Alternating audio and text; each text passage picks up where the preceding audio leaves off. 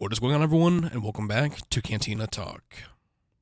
What is going on, everyone? So, I know a lot of you, as well as myself, have been left wondering and asking so many questions, and maybe even feeling a little let down or disappointed by the finale of Bad Batch Season 3 and the show as a whole. I just have to say, I liked the ending that we had gotten. It was good, but it also could have been so much worse. If anything, I felt like it might have even left more unanswered questions than answered ones. So with that, this is going to be my fanfiction on what the Bad Batch finale could have looked like. Quickly, I just have to say, this is a fanfiction, but if any of this does come true in the future, you have been warned. Lastly, I would just like to ask you to like and subscribe. We're so close to hitting 1,200 subscribers, and my goal is to hit that by June 4th when the Acolyte releases. But without further ado, let's just get right into the fanfiction. So we're going to pick up this fanfiction right when Tarkin decides to decommission Mount Tantus and pulls all funding to direct it to Project Stardust. Everything that had happened previously would still happen, but if you wanted to use my other theories, we could say that Crosshair died, and that Hunter and Wrecker were the only ones left to take care of Omega, and Omega and the Force sensitive children ended up going with Asajj Ventress and the Path. Along with that, our characters would have not ended up in Pabu, they would have gone somewhere else. But for Omega's epilogue, it would still play out the same way as well, just in a different setting. And once Omega takes off, we would get a second scene, and this would start with a top-down shot following some trees and foliage, as we see this giant shadow moving across them. We would pan up to see the same shot of Tantus that we had seen countless times throughout the last two seasons of Bad Batch. We would see Mount Tantus' blast door shut, fully decommissioned, and having overgrown foliage engulfing the main base. We would also see some of the destruction that was left behind by the Zilla Beast. Slowly, we would see the shadow pass and the Chimera slowly come into frame, looking exactly the way it did at the end of Ahsoka Season 1. The Chimera would stay in the air as we moved to the shot of the landing bay, and we would see Morgan Elsbeth's golden ship flying down and landing right outside of the hangars. They would be using Morgan Elsbeth's ship due to it being smaller than an Imperial Lambda-class shuttle, and wouldn't have nearly as many issues landing. During Morgan's landing, it would be rough due to the foliage, but they would make it. From there, the doors would open and Captain Enoch would step out, along with a squadron of stormtroopers clearing the landing zone. Once the landing zone was clear, we would hear Thrawn's theme playing as he exits the ship. Captain Enoch would approach Thrawn, letting him know that the area is clear. Thrawn would order Captain Enoch to take a droid and divert all the remaining power from the base to the main hangar door to get it open. Once the hangar door would open, we would see the troopers enter. Following this, Captain Pelion would then exit Morgan Elsbeth's ship, telling Thrawn that they have a lot of work to do. Thrawn would reply with, "All in due time."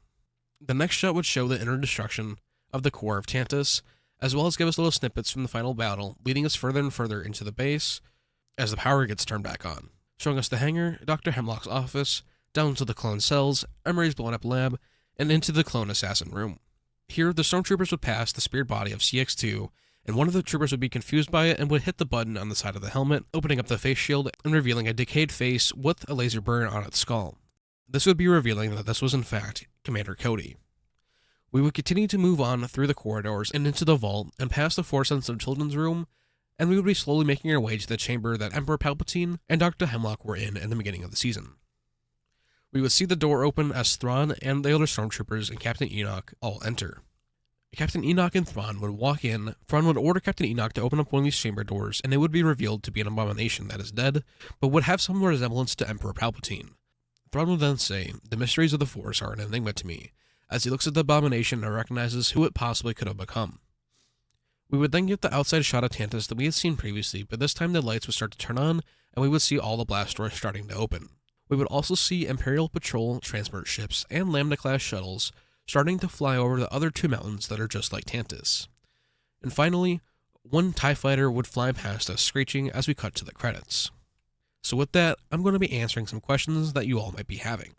How would Thrawn know about Tantus? Well, just like Tarkin, Thrawn would have been in on those Imperial Summit meetings due to him already being an admiral. Thrawn would have, without a doubt, been made aware of the events that had transpired, and would know that this place has been abandoned and decommissioned for easily the last 15 years. In Rebels, Thrawn knew all kinds of places like this. That's part of what makes Thrawn so interesting.